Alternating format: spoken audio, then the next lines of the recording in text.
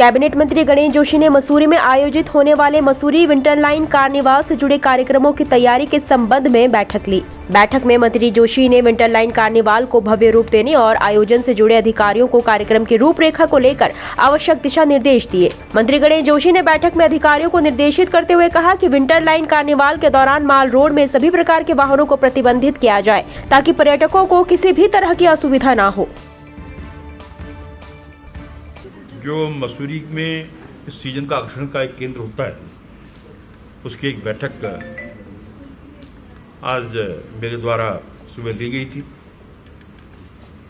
क्योंकि ज़्यादा लंबा प्रोग्राम करने से एक निरस्ता आ जाती है और उसको इतना बेहतर तरीके से हम नहीं कर पाते हैं। इस बार हमने 27, 28, 29, 30 4 दिन उसके लिए तय किए हैं और हमने कोशिश की है कि जो हमारी लोकल संस्कृति है, हमारे लोकल कलाकार हैं, उनको ज़्यादा से ज़्यादा मौका दिया जाए। क्योंकि मैं जब बाहर प्रदेशों में जाता हूँ, मैं देखता हूँ कि वहाँ बम्बई या दिल्ली से किसी को न बुलाकर वो अपने स्थानीय कल्चर को प्रमोट करते हैं। तो हमने इस बार इसको एश्योर किया है और इस बार जो मिलेट्स होगा हमारे फूड फेस्टिवल का मुख्य आकर्षण होगा, क्योंकि मोदी जी ने इसको प्रमोट किया है। आज हमारे उत्तराखंड का श्री अन्न हैदराबाद जो रिसर्च इंस्टीट्यूट है, मिलिट्री इंस्टीट्यूट ने जब उसकी टेस्टिंग की, सबसे बेहतर पाया गया है और इसके माध्यम से उसका प्रचार प्रसार भी होगा। मिलेट्स उसका जो है मुख्य आकर्षण। अखिल भारतीय सफाई मजदूर संघ ट्रेड यूनियन के राष्ट्रीय महामंत्री और उत्तराखंड प्रभारी विशाल बिरला के नेतृत्व में सैकड़ों की संख्या में सफाई कर्मचारियों ने अंबेडकर चौक से उपजिलाधिकारी कार्यालय तक अपनी मांगों को लेकर रैली निकाली और उपजिलाधिकारी के माध्यम से मुख्यमंत्री को ज्ञापन प्रेषित किया। ज्ञापन में शिकायत की गई कि सफाई कर्मचारियों का शोषण होता आ रहा है, लेकिन केंद्र और राज्य सरकार उनके हित के लिए कोई कार्य नहीं कर रही है। इसके साथ ही सफाई कर्मचारियों ने मांगे पूरी न होने पर 1 जनवरी से अनिश्चितकालीन हड़ताल की चेतावनी दी है। हमारी मांगे हैं, जो सफाई कर्मचारी उत्तराखंड राज्य में 22-23 वर्षों से गुलामों की तरह, दास प्रथा की तरह कार्य कर रहे हैं, इनको ठेकेदारी समिति, नाला गैंग, रात्रि गैंग, दैनिक मजदूर और मास्टर रोल कर्मचारी के रूप में अनेकों व्यवस्थाओं के तहत इनका शोषण किया जाता है, वो समाप्त हो, इनका नियमितीकरण हो। इन लोगों को प्रमोशन नहीं मिलता है, वो प्रमोशन मिले। पुरानी पेंशन लागू हो, जो इनके आवास हैं या ये निकाय की भूमि पर अपना मकान बना के रहते हैं, उसका मालिकाना हक प्राप्त हो, और जो इन लोगों को पदोन्नति नहीं प्राप्त हो पाती है और कर्मचारियों की संख्या निकायों में कम है, जबकि ये देवभूमि हमारी पर्यटन नगरी है, धार्मिक नगरी है, एजुकेशन हब है, यहाँ पर इतना लोग नहीं रहते जितना बाहर से आते हैं। तो कर्मचारियों के ऊपर बहुत ज्यादा दबाव है।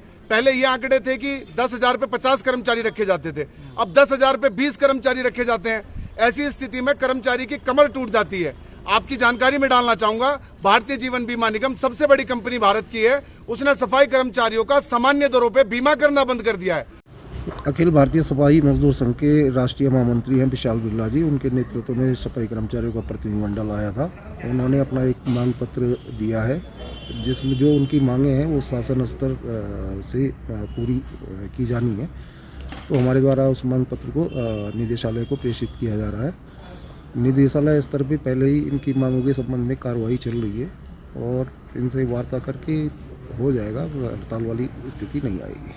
नगर पालिका से तो 150 के करीब कर्मचारी हैं, बाकी इनका पूरा स्टेट लेवल का है, तो उसमें काफ़ी कर्मचारी हैं। कल स्तर की है जो नगर पालिका से होनी है, उन पर कार्रवाई हमारी चल रही है। पहले भी इनका प्रतिनिधिमंडल मिला था, उनमें एक तो इनका था कि जो आउटसोर्स पे कर्मचारी काम कर रहे हैं उनको 500 रुपये पर डे मानदेय नहीं मिल रहा है, और जो साप्ताहिक अवकाश का है तो उस पर कार्रवाई हम कर रहे हैं।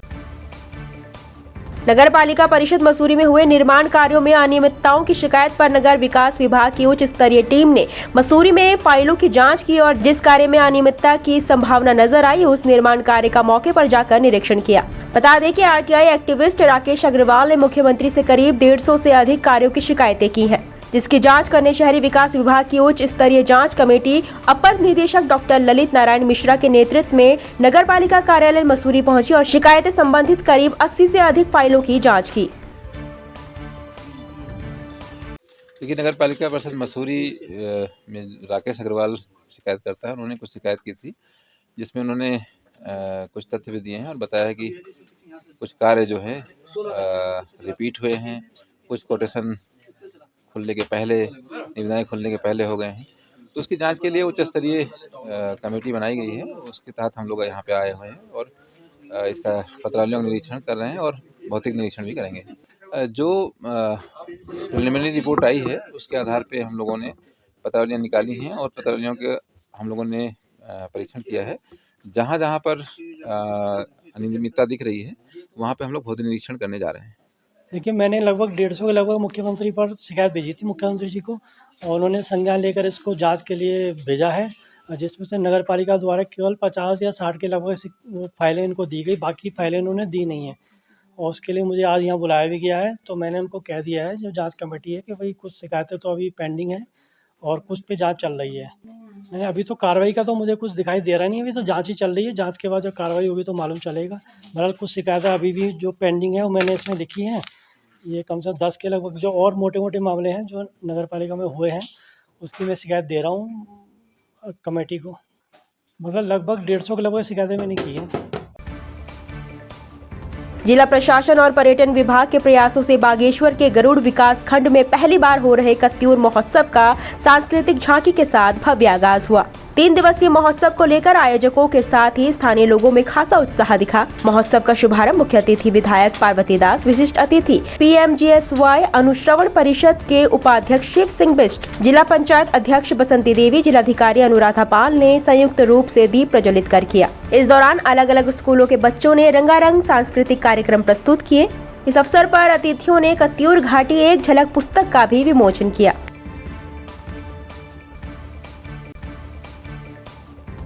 राज्य को डस्टबिन फ्री और 100% डोर टू डोर कूड़ा उठान को लेकर मुख्य सचिव SS संधू ने निर्देश जारी किए हैं, जिस पर नगर निगम देहरादून में भी इसको लेकर तैयारियां शुरू हो गई है, जिसको लेकर एक्शन प्लान भी तैयार किया गया है। साथ ही नगर आयुक्त देहरादून गौरव कुमार ने इसको लेकर कहा कि शहर में वर्तमान में 80 ऐसे स्थान है जहां पर डस्टबिन है, जिनको हटाए जाने की शुरुआत की जानी है और इसके विकल्प को लेकर 100% डोर टू डोर कूड़ा उठान किया जाएगा।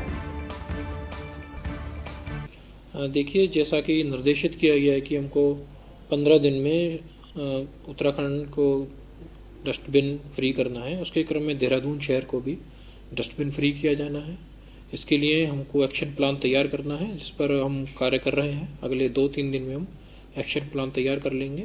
हमारी लगभग 80 लोकेशंस ऐसी हैं जहाँ पर अभी डस्टबिन का प्रयोग किया जा रहा है, सार्वजनिक डस्टबिन का प्रयोग किया जा रहा है। हम इनको फेज वाइज मैनर में उन स्थानों से हटा देंगे और उसकी अल्टरनेट व्यवस्था के तौर पर अपना जो सोर्स सेग्रीगेशन है, हमारा डोर टू डोर कलेक्शन है, उसको मजबूत करेंगे। उसके लिए गाड़ियों की व्यवस्था भी की जा रही है। लोगों में बिहेवियर एस्पेक्ट को भी हमेशा की तरह उसको भी प्रमोट किया जा रहा है और CCTV लगाने की कार्रवाई, चालानी कार्रवाई और इंसेंटिव की कार्रवाई, सभी कार्रवाई को पैरेलली किया जाएगा ताकि अल्टरनेट व्यवस्था भी चल सके।